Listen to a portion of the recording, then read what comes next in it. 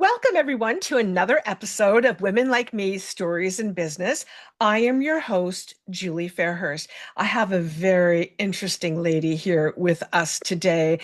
Let me introduce her and then we'll just dive in. So, some stories don't arrive with a bang, they arrive with a leaving. So, my guest today, Leah Abrams, knows what it's meant to have the ground disappear beneath you. After 46 years of marriage, her husband left. And with that ending came a descent into grief, disorientation, and a deep reckoning with self. Today, Leah is a life coach, grief guide, circle facilitator, and the founder of Rise Well, helping others to find their footing after life shatters the story they thought they were living. This conversation is for anyone who has deeply loved, lost profoundly, and is wondering if they will ever feel whole again. Leah, thank you so much for being here. I appreciate it very much. Well, thank you for having me. Oh, you're welcome. So let's just jump right in there. Sure. So, when your husband left, what was the first thing that broke inside you? And also what quietly saved you? Oh, wow. Good question. Well, I have to say, the what broke inside me was my my sense of identity. Mm. I literally, in that moment when he said he was walking out, because it was a shock, I fell into this abyss. I don't know how else to describe it. It was physical, it was emotional, it was spiritual, it was mental, it was energetic, it was everything. And the second part of your question was what? How did I? Yeah, so and how did you quiet or what was the first thing that helped you quietly survive? Oh, well, it took a little while because I wasn't quiet at all at No. first. No, I walked around the house smashing Oh, things. I was crying. oh. It was horrible, and I'm sure there are plenty of other women who will listen to this and be nodding their heads because I've talked to so many women who have had a similar experience. And I think I came to this moment of reckoning. It was like, okay, Leah, you either are going to die or you're going to live. So if you're going to choose life, what does that mean? And I started to begin to create new meaning for myself. Baby steps. Literally, literally, I'm going to wake up in the morning and I'm going to look at that sunshine. I'm going to look at the pine tree. I'm going to call a friend. And I started to do these things that I'd done in the past, but with a very different approach and energy. It was slow, baby steps. Wow. Wow. Yeah. I love that though, that you I just love I can see you standing there and looking out and feeling grateful for the sunshine, Yeah. and it, yeah, sometimes we just want to jump in there, but sometimes it's baby steps is what we need for sure. Yeah, it was baby steps. And one of the things that saved me was writing. Mm. I've always written poetry. I had never published anything, but I always written poetry. And actually, I did have something published about a year before that in an online journal. But I just started writing in a way that I hadn't written before, like something opened up for me. It was like the floodgates opened, right? And I was just almost channeling all of this. And I didn't Mhm. make sense of it right away, but it started to coalesce over time, and it's now a book. Yeah. Yeah. And what's the book called again? It's called And Then She Grew Wings. Wings. And this is a book of poetry, It's a book this of one. poetry. Yes, yes. Yeah. Yeah. Because one of my questions here was why did poetry become the language that held your pain? That's a great question. And poetry has always been the language to hold my pain, ever since I was a little girl. And my father was a poet, and he encouraged me. Oh, Yeah, he was not he was published, but he wasn't a prolific poet. But he encouraged me, and when I was in pain, and when I felt sorrow or I felt unheard, that's where I went. I went into poetry. I read it, I wrote it. And so that's where I went this time. Ah, Yeah, writing is such a it's so therapeutic. it can be. Can Yeah, be. it really Yes. can be. Yes. Yeah. So, was there a moment when you realized that you weren't just surviving, but you were actually starting to transform? Um, I don't know if there was one moment, but I can tell you in the process of deciding, maybe there was a moment actually. Maybe it was that moment when I was able to reread my poetry because I wasn't able to reread it. And it was maybe 3 years after, because it's been about 5.5 years since my marriage ended. It was about 3 years out, so maybe 2.5 years ago, when I decided I could read my poetry. And I Mm, realized that there was an evolution that I wasn't even aware of, that I was beginning to evolve and thrive. And so the title, And Then She Grew Wings, the book is divided into three sections. And the last one is And Then She Grew Wings, which really means, and I say in my epilogue, it doesn't mean that I know how to fly yet. It just means that I recognize that I do have wings. And so maybe mm, that was actually the moment when I read my poetry mm. over and I realized, and also I realized, oh, I need to share this because I know there are other women out there who have gone through or are going through or will go Yeah. through just what I did. Yeah. Wow. So you help women through grief. I do. I became I experienced grief at a very young age. My father, when I was 14, he died on the New York Oh. City subway coming home from work, very abruptly, and experienced the death of many, many people when I was young. And so grief has always been something that I wrote about. Then I became a certified grief educator through David Kessler's program, which is called grief.com. And I'm a life coach. And so, it's an interesting thing when people say they specifically work with grief. If you work with people as a coach, you work with grief because Right. everybody is living with grief. Not the only Mhm. thing they're living with, right? They're living with love, they're living with all kinds of other things, Yeah. but grief is there, and I work with all kinds of people around grief, but the people who are most attracted to my work are older women Mhm. because they see their story in mine and my story in theirs. Yes. Yeah. Yeah. So, and grief can come in many forms. It doesn't necessarily mean someone's passed on. That's right. I belong to all kinds of different groups, and one of the groups is wonderful because when we go into breakout rooms, because it's on Zoom, we can self-select what group we want to be a part of, and I select the divorce group because even though I lost many people through death, this was a loss. There's three of us in that group out of hundreds of people. And Mm. so I wonder if people really associate divorce with grief. I don't know. And yet there's incredible loss, grief, abandonment, betrayal, loss of identity, all those things. Well, I was divorced. I've remarried and knock on wood, all's good. Oh, good. I'm Yeah. glad to hear Yeah. that. But I remember because I was very emotionally connected to my mother-in-law. I was young and to his family.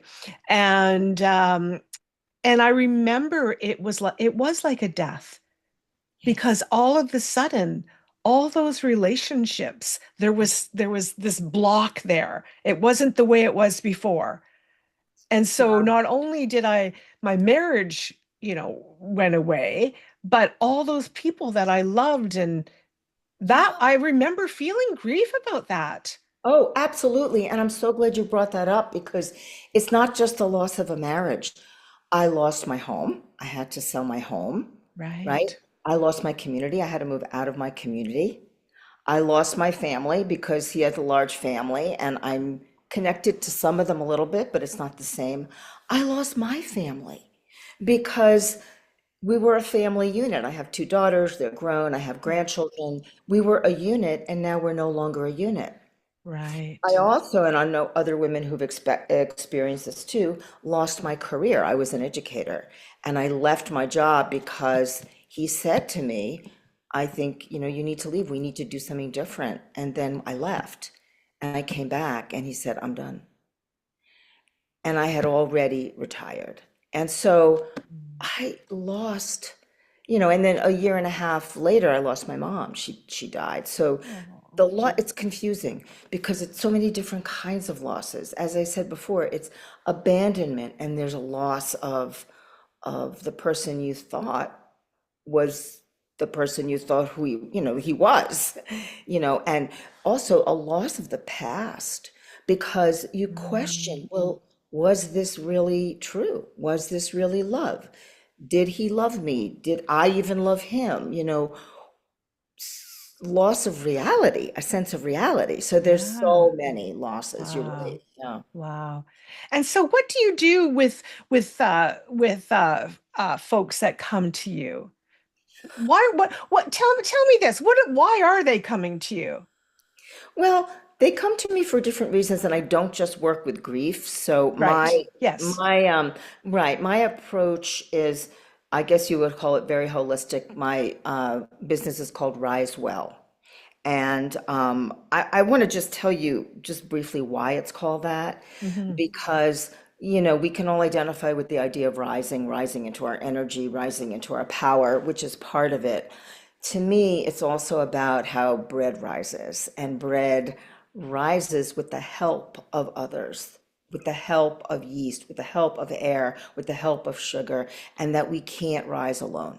So my whole idea Mm, is I help people ground themselves in the solitude of the inner work that needs to happen, as well as in the community, because you can't transform in isolation, right? And the right. well is about, yes, getting well, but it's also about the deep well, that we are these deep wells of memory and ancestry and emotion and all kinds of things.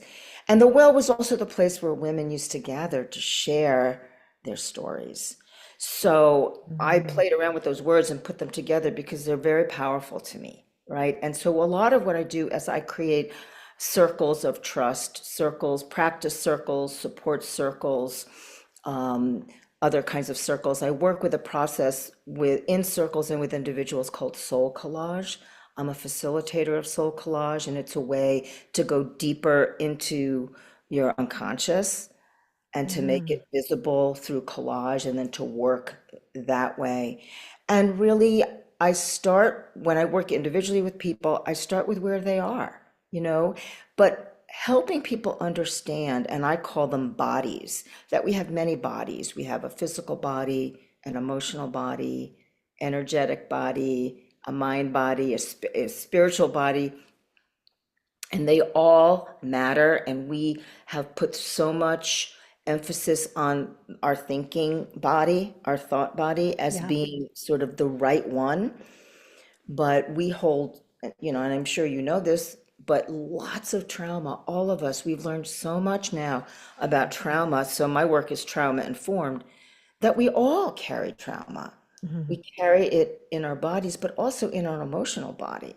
The way we react to things Yeah. that could seem like kind of ludicrous at the time, but it's sort of an unleashing of what we're holding in our cellular physical bodies. So, I mean, I could go on and on, but that's basically Yeah. the Yeah. container that I create for our Yeah. work together. Yeah. And what brings people to, what do you think brings, well, we'll just women. My main audience is women, so let's stick with them. So what do you think brings women to the point where they reach out for help?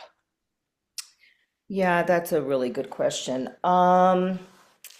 It depends, I think that for the most part, desperation. Mm, They've tried other things. Either that or they're just beginning to open up and it's scary. Yeah. Or Yeah. there's something that what brings anyone to therapy, there's something that they're becoming aware is impeding their growth and they want to explore that.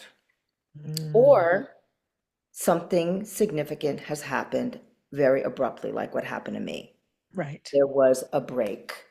Either a marriage ended or someone died or something happened and they don't know what to do with that. They don't know how to cope. Yeah. Yeah. How to process it. And Just, how to process it, right, and how to understand it and how to live with it on a hmm daily basis. hmm hmm Yeah, Yeah. Oh, yeah. Yeah. It's, it makes me sad when I think about all the people that are sad I know. and living in grief and grief of so many things, Yeah. and and being afraid to release it. Yeah, being afraid because, even if we're in pain or in discomfort, it's what we know. It's what we're Right. comfortable with, right? So the alternative is scary. And, I don't know if you are aware, I'm sure you probably are. We're living with an epidemic of loneliness in this country, if Yes. not the Western world for sure. And what does that mean? I think about that a lot. How do we help each other have a sense of belonging as our structures and foundations are falling apart, our political systems are falling apart, things are falling apart. And since the COVID epidemic too, we've been Yeah. isolated, and really people are still struggling with what it means to come out of that place and that space. And also, I think people still feel a stigma about not being able to show up in the ways they'd like to show up, and that can create loneliness. And one of the things that I work with for myself and with others is the difference between loneliness, being alone, and solitude, and that the joys and the gifts of solitude and how we can work with our solitude. But partly why I really put a lot of emphasis on my circles is because I believe so strongly that we need to combat this epidemic of loneliness. And so Yes.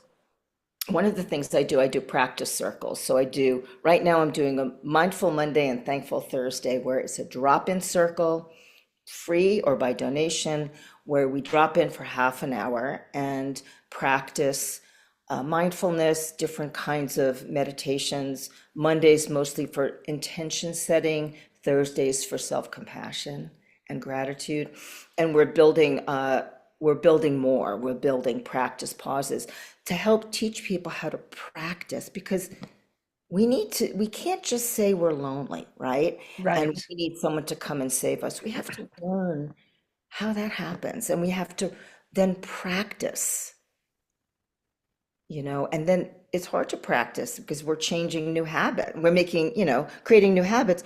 We need support, Yes. right? Yeah. Yeah.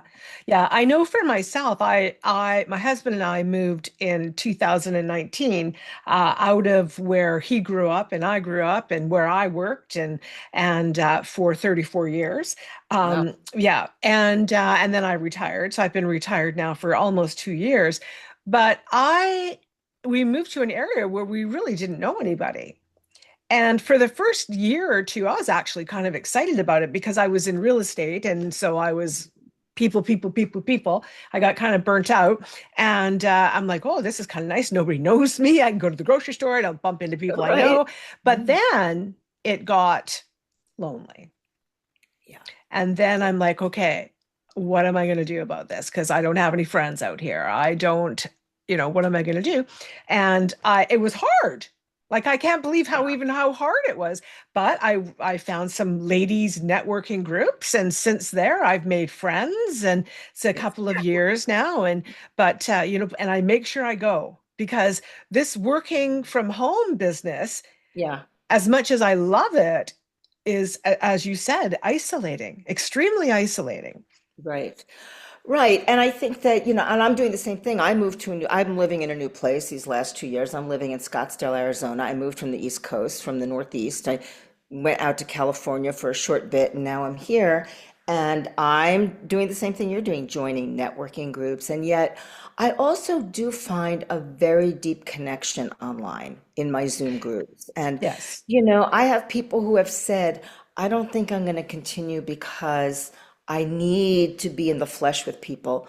And they still continue because sometimes it's Oh, hard to find those places, yes. and especially in the winter when you're shut in and it's cold. And I just want people to know that we can create circles that are really nourishing. And Michael Mead, who is sort of a philosopher and writer, I don't know if you know who he is, No. he coined the term the sudden village. And I Huh. use that term all the time. I don't know if he knows that, but I hope that's okay.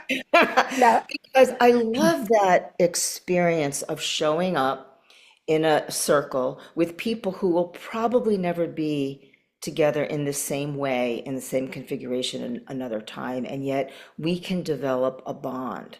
We can develop an Yes. intimacy quickly, actually, that can be sustaining. So yes, we want to be in relationships that are sustaining and sustainable and that continue.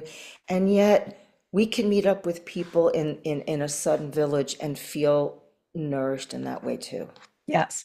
Yeah, I 100% agree. And it's funny because I'll say, oh, well, I have a friend in Iceland and, and we chat. I have another lady who's in Ontario, which is about a 6 hour flight from me. And, she's like, oh, I wish we lived closer. But yet we just connect. So I agree. I think that the internet and social media, I mean, I think it's a very positive thing. I know that it does have some negativity that goes with it as well. Sure. But I've met people that I would never ever have met before.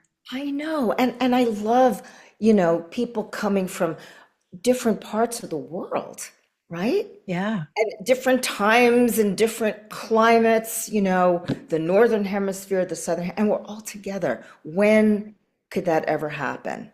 And yet Yes. it doesn't take the place of that in-person connection. I miss inviting people over for tea in the afternoon. I miss Yes. some of those things that I used to do, but I don't feel lonely. Not That's anymore. per that's Not so good. anymore. Yeah. Yeah. Yeah. And so tell me a little bit about this circle. So you have Mondays and Thursdays, and it's online and it's a drop in. Anybody can drop in. Yeah, I like for people to register if they can, Yeah. but Zoom link is available to them and it's a drop-in. So what's fun for me is I never know who's going to show up. And Ah, luckily there are always people who show up. I've never had yes. a time when someone hasn't shown up.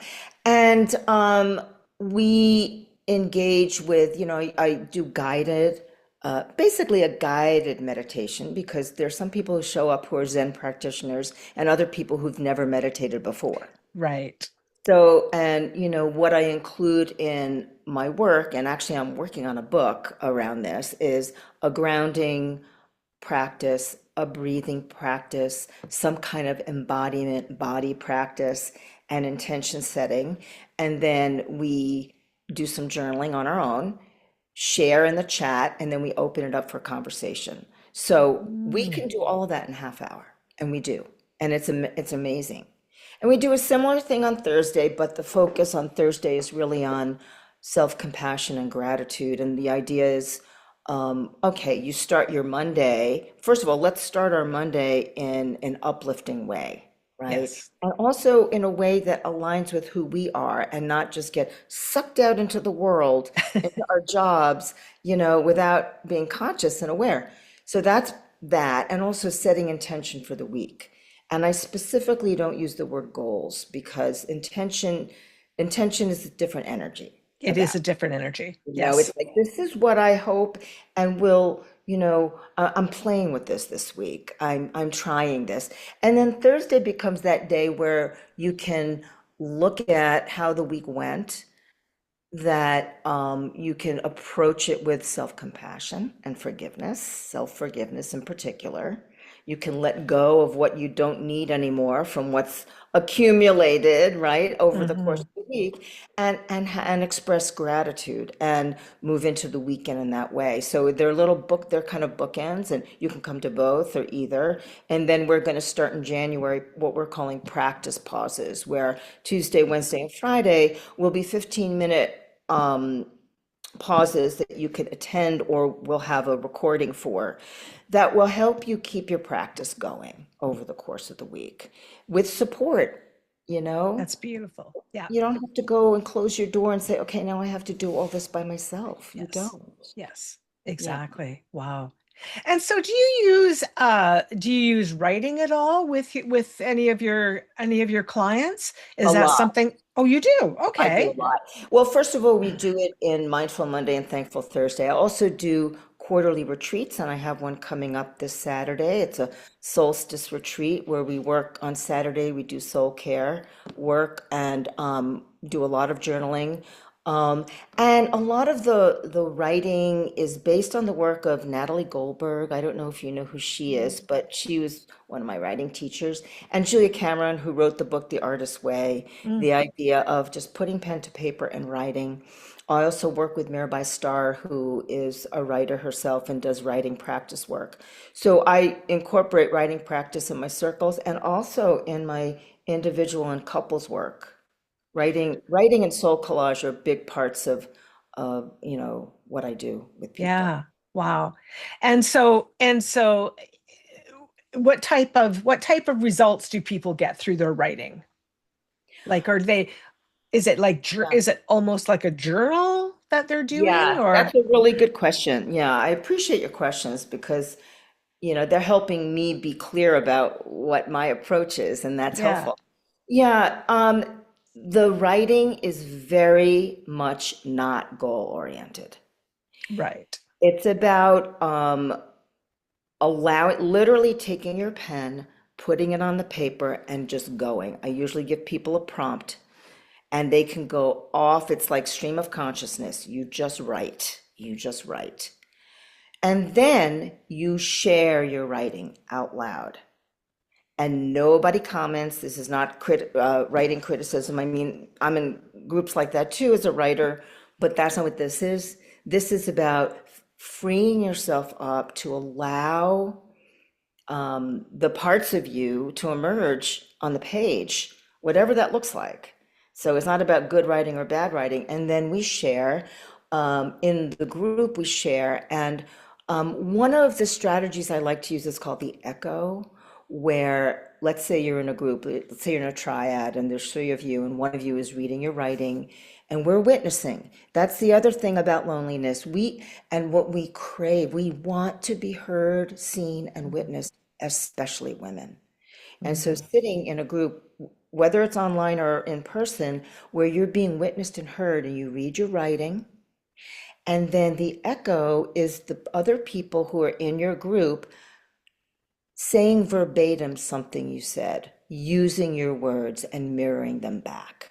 Mm, So there isn't a I loved your piece or, right. you know, nothing. It's just that it's an uplift. Wow. Wow. That would be very awakening. That's a great word. It is. And it's freeing and it can be very emotional. It can be very emotional. And when we're doing this with grief work, it tends to be emotional. The soul collage can be emotional too. Very emotional. And emotions are fine and tears are messages, and I don't shy away from that with myself or with others. I've learned over the course of my life, but especially over these past 5.5 years, I've learned a lot about myself, Yeah. right? And I've learned a lot about my own emotions and what they mean and how to value myself and to see myself as enough. Yes. Yeah. Absolutely. So how did you, I mean, I know you told us a story and a little bit of your story, of course, but how did you move from being retired Yeah. to what you're doing now? This is Yeah. this is very deep and very Yeah. meaningful. Yeah. Well, I actually, as an educator, I was always prone to sort of go deep into the Mhm. whatever I was doing, whether it was teaching, mentoring teachers, writing curriculum, whatever it was. That's just the way I am. And yet, in that moment that I said that am I living or am I dying here? What am I doing? Yeah, Right? And I decided to live. Then the next question was, okay, how? How do I do that? And right. what does that look like? And I knew that, I wanted to become a coach a while back and I couldn't leave my job. So my ex-husband decided, oh, well, I'll become a coach. So he became the coach. Oh, Even though it was, and I did, of course, all the research on how to do that. But yeah. anyway, he did it. And I realized, okay, this is my turn. So I went back to school, and I did a coaching program. And I had been doing soul collage for years just on my own. And I decided to take a deeper dive and become a facilitator and go through the program. Mhm. And I have done that work in unbelievable places. I've done it in nursing homes. I did it for the U.S. Fish and Wildlife Service, the Wow. government. I've done it in colleges, I mean, many places. Um, and, I just started putting things together, taking experiences that I had writing and teaching and my new certifications and look and really sitting with it going, oh my gosh, this is all too much and so disparate. But it started to coalesce, it started to form. And partly because of my own personal work, and partly because of the people who love me and who I love, who were there to help me see how, wait a minute, no, this all works together in Yeah, some way. yeah, And it just started to emerge. I could not have planned it. I could not have, imagined it. yeah, yeah, yeah. Oh, I know. Same with Right? me. I Right? couldn't. I would have laughed if somebody said that I would be doing what I'm Yes. doing. Be like, oh, I don't think so. But and that's what that's sometimes I feel for a lot of women as we age and the children leave and maybe the marriages break up and and we're left with just us. And I just feel that there's that what so many women forget is that they have a lifetime of wisdom, Yes. a Yes. lifetime of wisdom, and they can do something with that, whether that's write books, whether that's coach other people, teach something that they've learned. But Yes. we're a wealth of wisdom, but sometimes we don't realize it. Well, yeah, and so that's exactly right. Like, how do you get from all that wealth of wisdom to realizing that that wealth of wisdom is valuable? Now, I Yes. have found that men don't seem to have that problem in the same way No, women. they don't. They think everything's they're good. Yeah, I know, even when they're not, even when they're not. even if, and so I've learned from that actually. It's been helpful for me. I don't have to have all the answers. I Yes. don't have to know Yes. everything. I Yes. don't have to know everything before I dip my toe. And maybe I'm Yeah. not even going to dip my toe. Maybe I'm going to jump in. Yeah. I have Yeah. to dip my toe. And I jumped in. And when it came to publishing my book, because I self-published, but I was like, okay, I had never shared my poetry really with people very much. And so I sent it to an editor who said, I'm not going to do this with you, but I know someone who will. So I got this editor who was going to work with me. All of a sudden there was this validation, but it Mhm. only came because I jumped in. Yes. It wouldn't have come. No. Like if you hide, right? If you Mhm. hide, how are people going to know? Yeah. Yeah. Yeah.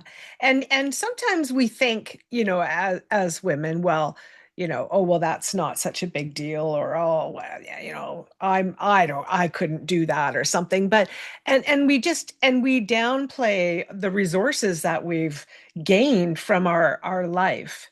That's right. And there's just Right. I just get blown away by I just love my podcast because I get to meet people like you and I get to learn from you and gain knowledge and share it with other women. But I also know that women are listening and they're watching and they're getting something from it.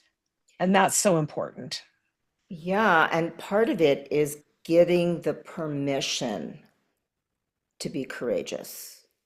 Yes. In a lot of these personal growth spaces and yoga classes and other places that I attend, it's everything is invitational. I invite you to close your eyes. I invite you, and that's important because we need to create a sense of safety, and yet it's not enough.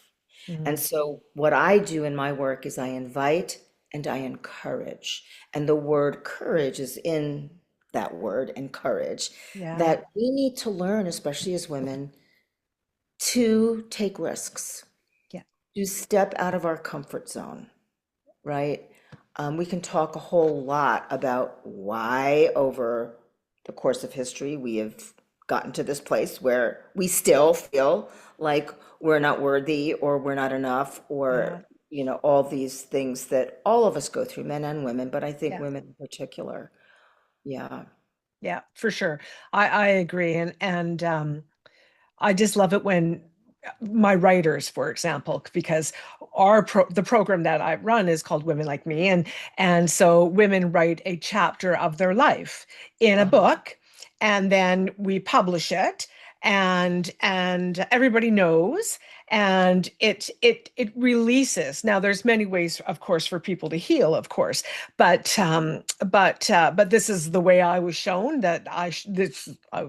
Anyway, I had a dream, but that's a whole other thing. But that's where it starts, That right? is where it starts. That You is where have it to have a starts. dream and not think of it as though it's just a dream. No, It is a exactly. dream and it you make it real. And there's a lot of ways to do that. And I Yeah. appreciate you talking about story because I do that too, encouraging people to write their stories. And there's also something else that I do with story. And this is based a lot on Byron Katie's work. I don't know if you know. Yes, yes, I do. Yes. Yeah, her whole idea of asking yourself, and I do it with clients in lots of different ways, is it true? So you Yes. write your story, you tell your story, and then you have to look at your story and decide, is it true? Because a lot of times our Yes. stories are based on the stories we tell ourselves Yes. and maybe not based on exactly what's going on. And how do you start to parse that out and understand Yes. what part of this is really your story and what part of it, and no judgment at all here. Yes. Just like, Yes. we create parts of ourselves to protect ourselves, right? Yes.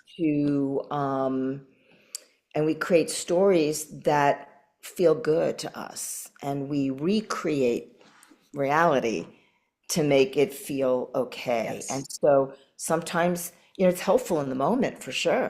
But Yes. sometimes it's important to look at what's real and what did we create. Yes. So I there's had that work too. Yeah. Yeah, I had a woman that had a very traumatic experience in her 20s, and she carried it into her 50s. And she came across me, and we had a Zoom call, and she said, "I I need to release this. Yes. I go in a room and I think everybody knows." But nobody knows. Oh, And that right. whole thing. And so Oh. she wrote the story, and then the day we were launching the book, she said, "I don't know if I can do this." And I'm like, "Well, it's in the book. And, there's Yeah. 10 other ladies with you. So I have to put it out there. I can remove it if you want. And today I don't have to talk about you, but it's going out there." And then she contacted me. She called me back and she said, "You know what? This is what I wanted. I want you to do whatever it is you need to do." So Yeah. I did, and I followed her. I was watching her very closely on social media. She had over 100 positive, beautiful comments from people saying, Oh. "Anna, I didn't know this, and you're so courageous," and all of these beautiful things. And Right. she released it. Yeah. I love that word release, Julia. I think that when you release your story, then there is something about that experience that first of all, you get seen and people acknowledge you, and then you can change it too. Just Yes. because you tell a story doesn't mean that you don't have other stories to tell or that that story won't change. Yes. Yes. For sure. Yeah, absolutely. And Yeah. perception, I've learned, is not always reality. Exactly. Right. Thoughts and feelings are not facts. They're Yes. experiences for Yeah. sure, but they're not Yeah. facts. Yeah. Yeah. Wow. Well, Leah, Yeah. I have loved our conversation. It's been Ew. so good. Just so for everybody to know that we will have information on how to reach out to Leah. Maybe you're going to do one of her jump ins on Monday or Tuesday or Thursdays. So we'll have information in the show notes, so you'll be able to reach out to her. And if you're wanting to possibly pick up her poetry book, or whatever it is that you're wanting to do. So, in closing, Leah, what words of encouragement could you give to the ladies or to anybody who's watching or listening to us out there? Well, I think that the first thing that I want to say to everybody is that you're not alone. Mm. Whatever you're going through, whatever your story is, there are others out there with a similar story. We're here. And you don't have to do it alone. And that also, you are enough. You are enough. When Mhm. people join me in circles, I look at everyone after we share a check-in or something, and I just say, thank you for coming.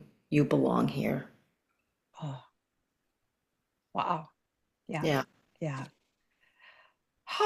Well, thank you for that. I appreciate it. And I appreciate you being so open and willing to discuss some painful parts of your past, but some beautiful parts of your future and what you're doing to help others. And I hope that anyone that's feeling grief or just needing to reach out will reach out to you, because I'm sure that you would be so helpful to them. So I thank you again for doing that. I Well, appreciate thank you it. so much, Julie. This was a pleasure. Oh, Really good. was. Thank you. Okay, everybody. Well, that's it. And we will see you next time on Women Like Me Stories in Business. Take care, everybody.